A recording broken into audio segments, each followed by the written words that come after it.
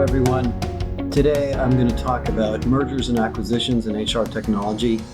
And I want to spend a little bit of time on the Workday acquisition of HiredScore, what that means about the market, what it means for Workday, and what it means about AI. Now, for the 30 or so years that I've been an analyst, I've seen a lot of acquisitions in HR technology. And the reason acquisitions tend to occur is because a software company in HR tech reaches some stage of growth and they plateau or level off, and their investors or their public investors penalize them and essentially say, you've lost capacity, we need to find a return or an exit strategy elsewhere, and the company is suddenly for sale. A second scenario is the opposite, where a great, fast-growing, well-run company is acquired by a larger, more mature company who needs the technology and the team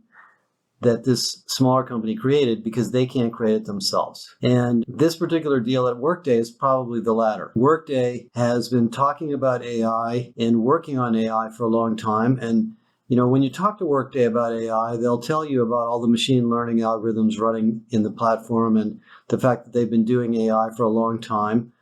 And the beginning of AI to me at Workday was in 2014 or earlier when they acquired this company called Identified, and they started this idea of the Skills Cloud. But the problem is most of the AI investments that they claim to have made haven't really manifested in super exciting solutions. And so that has given companies like HiredScore, Beamery, Gloat, Eightfold, and many, many others, Textio, the opportunity to develop things and partner with Workday, which has been great. When you're a big company and you have billions of dollars of revenue and thousands of product managers and thousands of salespeople, you don't have to build everything. You can be the core platform and partner with all sorts of innovative solutions. Well, the thing that's threatening about that now is the talent intelligence systems like the ones I mentioned earlier and a bunch of others that I discuss in the article that I put on the website are actually almost systems of record. They don't store transactions the way a traditional ERP or workflow system does, and they don't have all sorts of complex workflow management or security rules, but they store a lot of talent and human capital information that you need to run your company. And one of the most important of those applications is the searching or selection or matching problem. Now, you might think the matching problems is a small thing and not really that big of a deal, but it's actually everywhere. It's all over HR. When you're recruiting, you want to source people with the right skills, the right culture, the right experiences, the right contacts, the right locations, the right demographics, etc. And doing that by hand takes a long time, and it's very expensive for the hiring company, and it's very expensive for the candidate because the candidate's filling out forms in all sorts of companies, waiting for people to get back to them and so forth. So just like Google search completely won over the search market because it was simply for consumers, a really good people search will be far more superior in finding diverse candidates or positions or people for leadership roles or technical professionals or salespeople or even people in high volume positions than one that isn't good.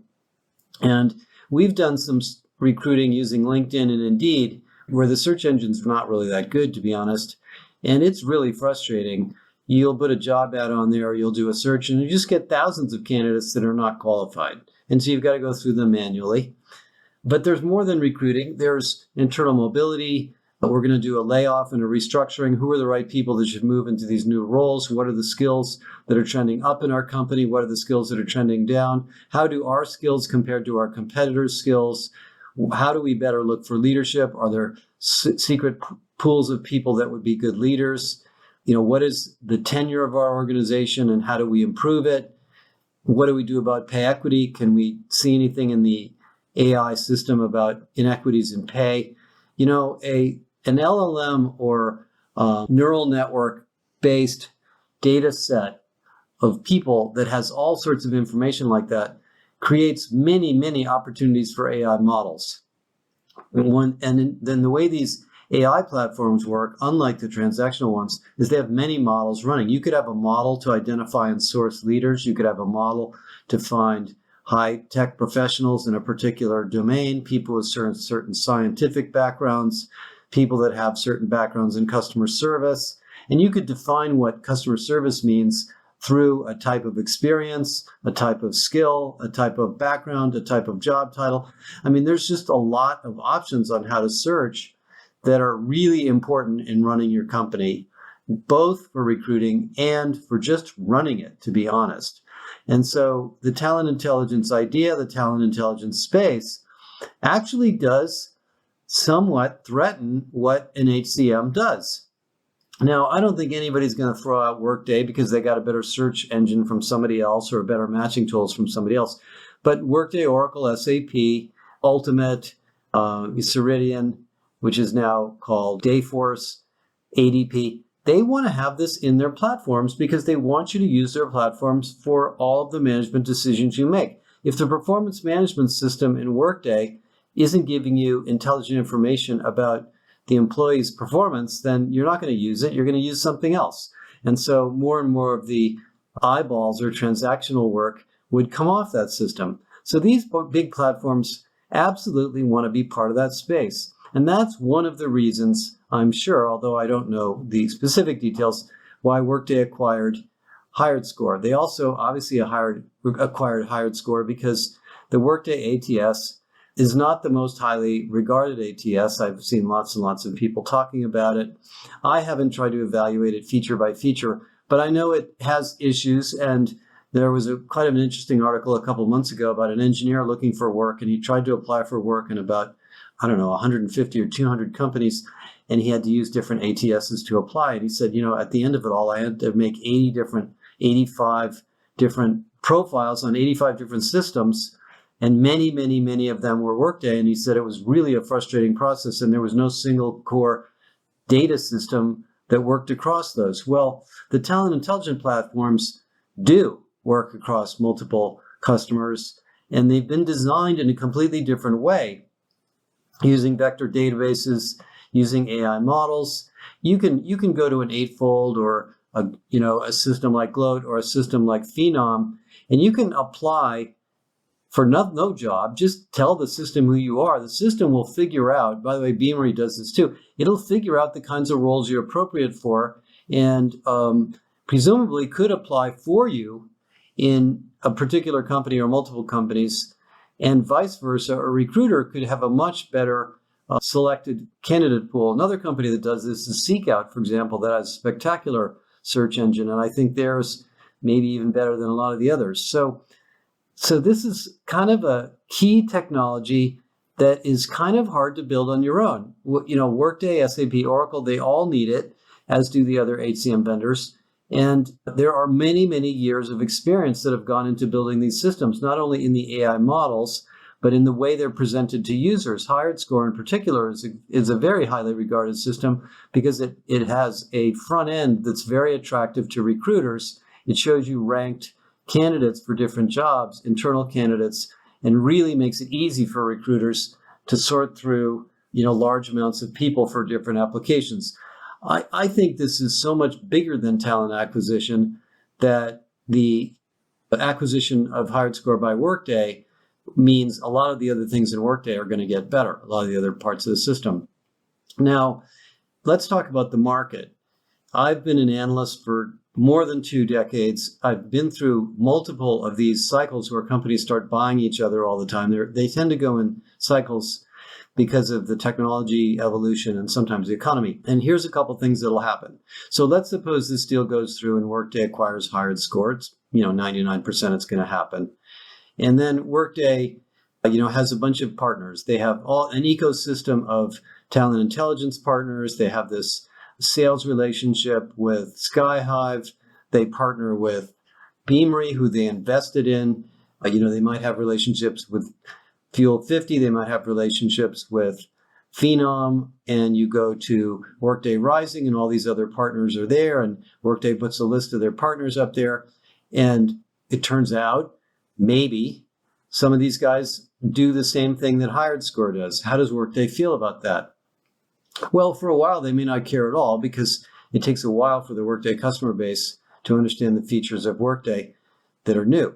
But a year, 2 years down the road, these products that have competitive features with Workday maybe aren't appropriate to be included in the Workday ecosystem. And Workday just might say, I don't think I want you guys in the partner program anymore because we have a product that does what you do. And those companies are forced to partner elsewhere. Now, it would be silly for Workday to cut them off because all the companies that have a competing product and also have Workday want the data to flow back and forth. So there's no reason that Workday would ever stop the integration with these things, but they may not promote them. They may not invest in them. They may not take them to the sales force. The sales force certainly won't recommend them. So now that Workday is getting into this more intelligent-oriented search algorithms, and by the way, Workday will tell you they already do this, which they do, but I think the quality of what they do isn't necessarily competitive. Some of these other vendors are going to force to go elsewhere, and what that does is it creates a series of partnerships that eventually form other acquisitions. Let's assume, perhaps I'm wrong, but let's assume Workday does decide a year from now that because of all of the great stuff they've gotten from HiredScore, they don't really want to partner with these other companies because they're kind of competitive. Like ATSs. I'm sure Workday doesn't have multiple ATS vendors coming to Workday Rising. Well, those companies go elsewhere for partnerships. They don't stop doing data integrations with Workday because their customers want it, but they might decide they want to get closer to SAP or to Oracle or to another HCM platform or another partner in their ecosystem. So this is not a small move when this happens. And the other effect that happens is the HiredScore customers, most of whom are very happy with HiredScore, I know that, are not all Workday clients. Some of them have a significant amount of business with one of Workday's competitors, maybe Oracle or SAP or somebody else. So when Workday comes to them and says, well, we have some new features of HiredScore, but we're not putting them into the version you have. We're going to put them into the version that you get from Workday. So we encourage you to switch over to Workday. And the customer goes, I don't know. I'm not sure that's going to work out for me. What do? They look around. I mean, companies who bought Taleo in the early days were very, very happy with Taleo. Taleo walked away with this market in the early days.